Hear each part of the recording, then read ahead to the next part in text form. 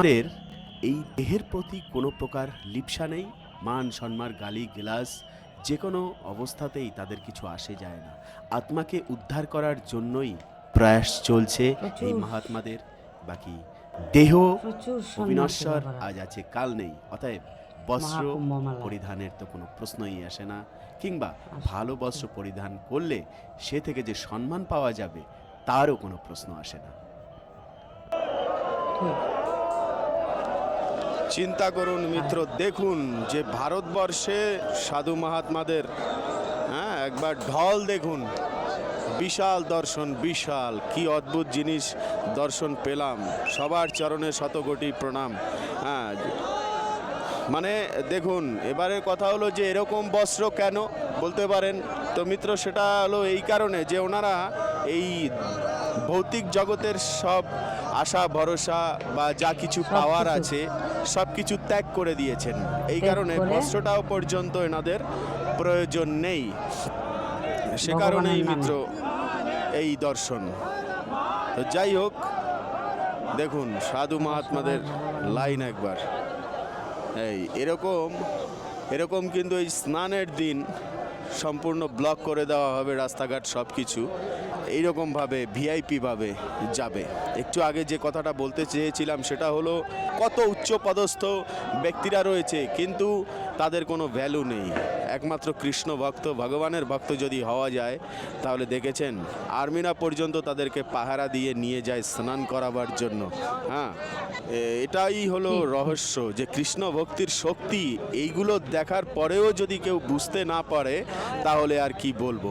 তো এখানে যে কোনো আখাড়াতেই যান না কেন, সামনে দেখবেন মিলিটারি দাঁড়িয়ে রয়েছে, আর্মি দাঁড়িয়ে রয়েছে।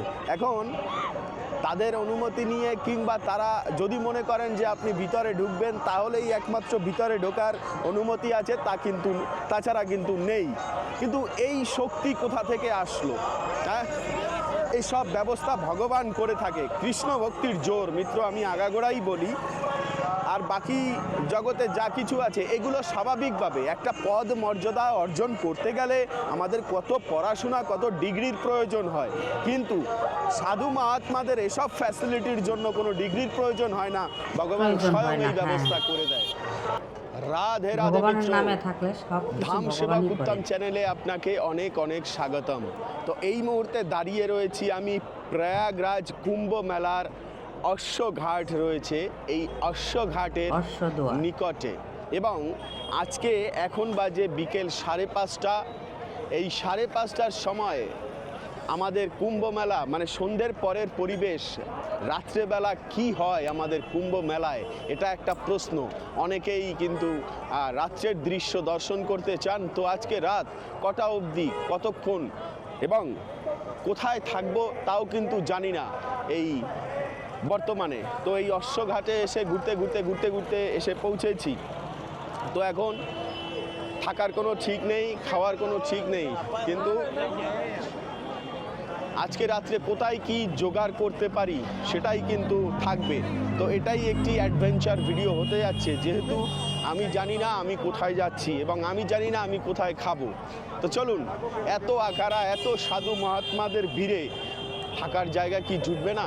হ্যাঁ, অবশ্যই জুটবে। কেন, পাওয়া যাবে। এই লক্ষ লক্ষ মানুষেরা যদি এখানে থাকতে পারে তাহলে আমি কেন থাকতে পারবো না? অবশ্যই থাকতে পারবো, সেই বিশ্বাস নিয়েই তো এসেছি।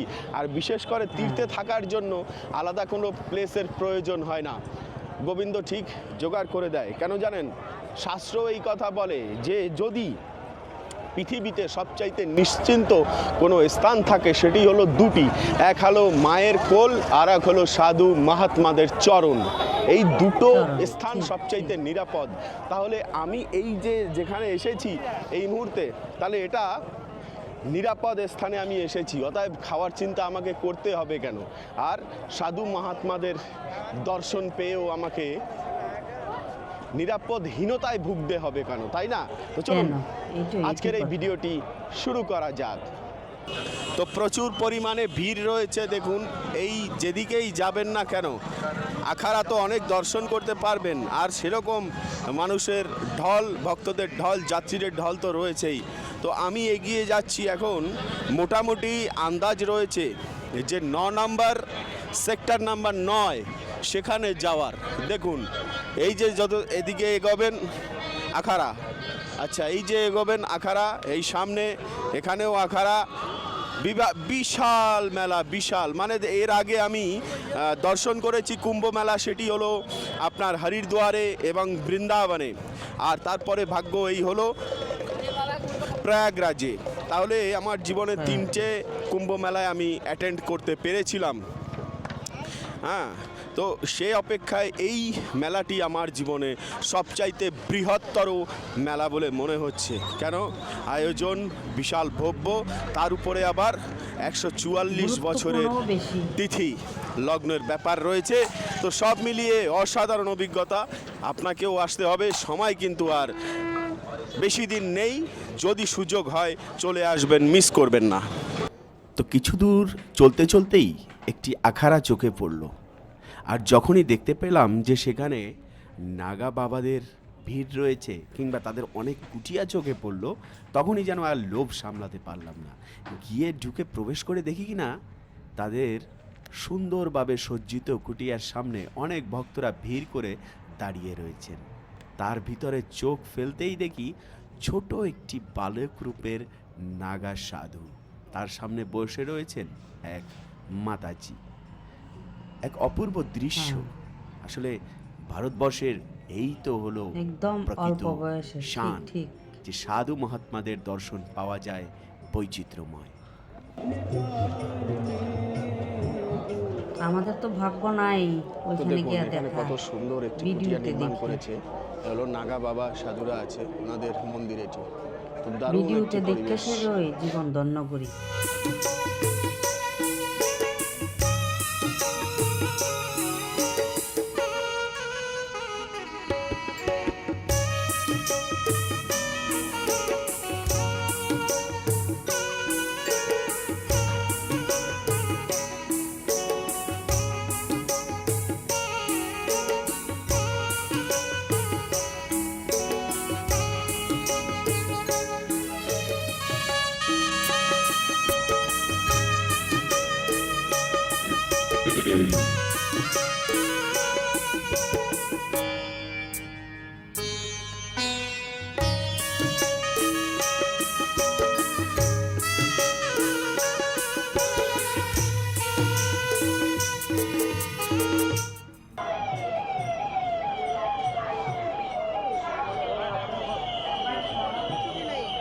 এই যে স্থানটিতে দাঁড়িয়ে রয়েছি এটি হলো সমুদ্র মন্থন ঘাট, আর এই সমুদ্র মন্থনের ঘাটেই আমার পিছনে যে লক্ষ্য করতে পাচ্ছেন এটি হলো নাগা সাধুদের আখাড়া।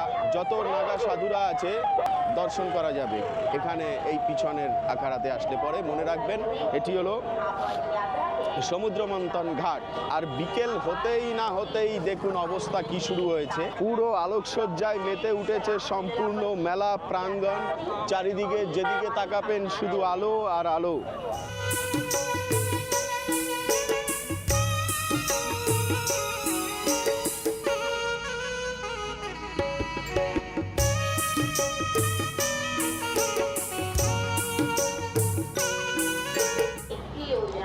দেখুন মনে হচ্ছে যেন দুর্গাপূজার প্যান্ডেল দেখার জন্য আমরা চলে এসেছি। দেখেছেন সাধু মহাত্মারা পুরো মন্দির তৈরি করে দিয়েছে, প্রতিটা মেলা প্রাঙ্গণ একদম ভরে দিয়েছে।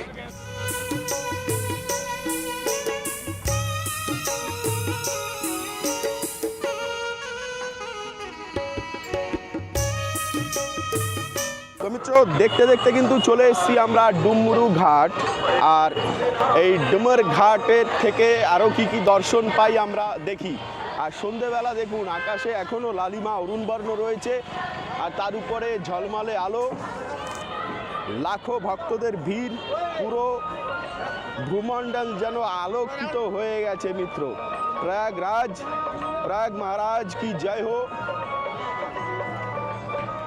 আর প্রতিটা আখাড়াতেই মিত্র অনুষ্ঠান আদি সব কিছু হচ্ছে। তো মিত্র এখন এই যে পিপা পুল আছে, এই পিপা পুল পেরিয়ে চলে যাচ্ছি একদম ওপারে। আমরা তো এখানে গিয়ে দেখার মতো তারপরে ভাগ্য হবে নাই। খাওয়া দাওয়া শোয়ার জোগাড় কি হয় আপনার মধ্যে সেটা তো দেখতাছি। মাথায় আছে নাকি? আমি কিন্তু চিন্তা দেখাইতাছি। করছি না। আপনার কি চিন্তা হচ্ছে যে উত্তম প্রভু কোথায় খাবে, কোথায় থাকবে?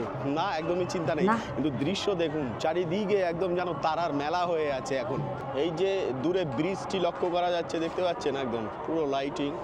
আচ্ছা, নিচে পিপা পুল রয়েছে, সেটি লাইটিং। জল দেখুন, জলে রয়েছে লাইটের প্রতিবিম্ব। আর হাজার হাজার মানুষ এই পিপা পুলের উপর থেকে হেঁটে যাচ্ছেন। কিন্তু কত দিনের জন্য? এক মেলা। এই ধরুন 20 দিন পরেই সব শান্ত হয়ে যাবে, মানে ফেব্রুয়ারি মাসের সম্ভবত 24 তারিখ অবধি লাস্ট। তারপরেই আবার যেই কে সেই, এর উপরে থাকবে না পিপা পুল, সব কিছু একদম সরিয়ে নেওয়া হবে।